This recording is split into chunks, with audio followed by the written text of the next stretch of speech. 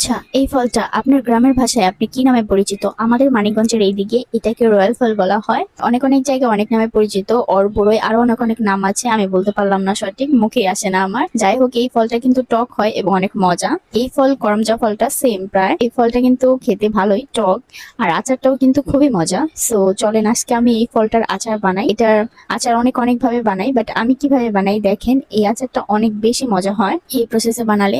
তো প্রথমে আমি কড়াইতে রয়্যাল গুলো দিয়ে এখানে পর্যাপ্ত পরিমাণ পানি দিয়ে দিলাম। পানি দিয়ে এখানে একটু হলুদের গুঁড়া আর একটু লবণ দিয়ে সেদ্ধ করে নেব 4-5 মিনিট মতো।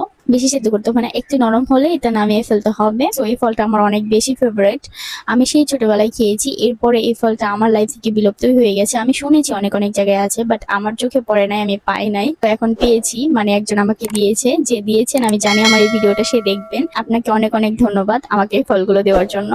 তো দেখুন, এইদিকে কথা বলতে বলতে রয়্যাল গুলো সেদ্ধ করে নেওয়া হয়ে গেছে। এখন এটাকে আমি একটা ছাঁকনিতে নামিয়ে নিয়েছি। এরপর সেম কড়াইতে আমি কিছুটা শুকনো মরিচ দিয়ে দিচ্ছি।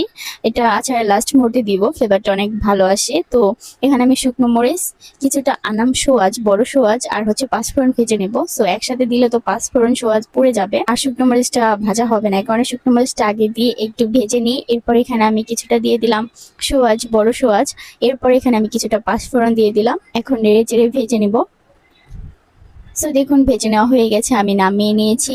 এরপর এখানে আমি সরিষার তেল দিয়ে দিচ্ছি। আমি একটু বেশি করে সরিষার তেল দিব। আমি যে কোনো আচার তেলটার পরিমাণ একটু বেশি দিই, যে কারণে আচারটা ফ্রোজেন ছাড়াই অনেকদিন পর্যন্ত বাইরেই ভালো থাকে। তো তেলটা গরম করে এখানে আমি কিছু গরম মশলা দিয়ে দিলাম। তেলের ভেতরে চিনি দিয়ে দিব। এখন চিনিটা দেওয়ার পর নেড়ে চেড়েটা, মানে পানি ছাড়তে একটু সময় লাগবে, যেহেতু তেলের ভেতরে দিয়েছি। এখানে একটু পরিমাণ পানি দিতে হবে। আমি এখানে পানি না দিয়ে সামান্য পরিমাণ ভিনেগার দিয়ে দিব, যাতে পানির কাজও হবে এবং আচারটা অনেকদিন পর্যন্ত সংরক্ষণ করা যাবে। দেখুন, আমি পানি দিয়ে একদম নেড়ে চেড়ে নিয়েছি। এই মুহূর্তে কিন্তু চিনিটা একদম গলে গেছে, দেখতেই পাচ্ছেন। এখন চিনিটা পাকা নিয়ে আঠালো ভাব হলে এখানে আমি রয়্যাল গুলো দিয়ে দিব। পরে এখানে আমি সামান্য পরিমাণ হলুদের গুঁড়া দিয়ে দিলাম, সামান্য পরিমাণ লবণ দিয়ে দিলাম, মানে যতটা পরিমাণ লাগে সেই পরিমাণ মতো লবণ দিয়ে দিলাম। যারা ঝাল খেতে পছন্দ করেন তারা একটু মরিচের গুঁড়াটা বেশি পরিমাণ দিতে পারেন। তো আমি এখানে কিছুটা পরিমাণ মরিচের গুঁড়া দিয়ে দিলাম, স্বাদ মতো। বেশি দিচ্ছি না, কম দিচ্ছে না। বেশি দিচ্ছি না বলতে একবারে বেশি দিচ্ছে না, তবে একটু ঝাল ঝালই বানাবো, এই কারণে মরিচের গুঁড়াটা একটু বেশি দিয়েছি। এখানে 1.5 চামচ পরিমাণ দিয়েছি। তো দেখুন, এইদিকে কালারটা খুবই সুন্দর আসছে। আর এইদিকে তো ভাজা মশলাটা আমি গুঁড়া করে নিয়েছি।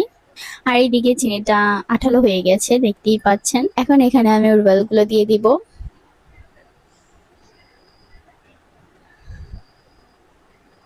এখন রয়্যাল গুলো দিয়ে আমি নেড়ে চেড়ে শুধু রান্না করে নেবে। এই পর্যায়ে চুলার হিটটা অবশ্যই লো হিটে রাখতে হবে, বেশি জাল করা যাবে না। এরপর দেখুন, আমি অর্ধেকটা জাল করে নিয়ে যখন গুলতেছিল না, এমনিতে কিন্তু নরম হয়ে গেছে, কিন্তু আনামানামি থাকতেছিল, কাপার সাহায্যে আমি একদম গালিয়ে নিচ্ছিলাম। এটা গালিয়ে নিলে যে কোনো আচারই একটু নরম নরম হলে খেতে ভালো লাগে। আর এটা পুরো আস্ত থাকলে টক লাগবে, উপরে মিষ্টি লাগবে কিন্তু ভেতরে টক লাগবে, কারণ আমি একটু গালিয়ে দিচ্ছি। পুরোটা গলে যাবে না, তবে যতটুকু পরিমাণ গলে টেস্ট ভালো আসবে। এই পর্যায়ে আচারটা প্রায় শেষ। এখন আমি গুঁড়া মশলাটা দিয়ে দিব, এন্ড পরের দিন আমি আবার জাল করব।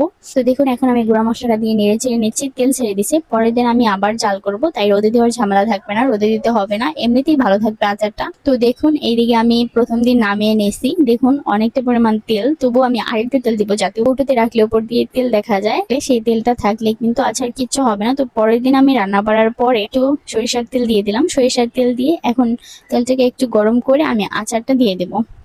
আচারটা দিয়ে এখন নেড়ে চেড়ে মিডিয়াম টু লো হিটে আমি জাল করে নেব কিছুক্ষণ। দেখুন আচারটা কতটা সুন্দর হয়েছে এবং কতটা লোভনীয় হয়েছে, দেখেই বুঝতে পারতেছেন। অবশ্য অনেক বেশি মজা হয়েছে আচারটা, যেহেতু আমার ফলটা অনেক বেশি ভালো লাগে। তো দেখুন, আমি নামিয়ে নিয়েছি, হয়ে গেছে। কৌটোতেও রেখে দিয়েছি। কৌটোর নিচের দিকে একটু ফাঁকা আছে, যে কারণে নিচের দিকে তেল দেখা যাচ্ছে, উপরের দিকে উঠতেছে না। যাই হোক, যে কারণেই হোক সমস্যা নাই, তবু আচারটা কিচ্ছু হবে না।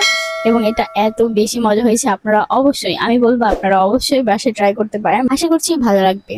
সো আজকের মতো এই পর্যন্তই। ভিডিওটা ভালো লাগলে লাইক, কমেন্টস এন্ড শেয়ার করে রাখবেন, যাতে পরে দেখে দেখে বানাতে পারেন। আর যারা ফেসবুক থেকে ভিডিওটা দেখতেছেন তারা ফলো দিয়ে যাবেন, আর যারা ইউটিউব থেকে দেখতেছেন তারা চ্যানেলটি অবশ্যই সাবস্ক্রাইব করে দিয়ে যাবেন। সো দেখা হচ্ছে নতুন কোনো ভিডিও নিয়ে। ততক্ষণ সবাই ভালো থাকুন, সুস্থ থাকুন। আল্লাহ হাফিজ, আসসালামু আলাইকুম।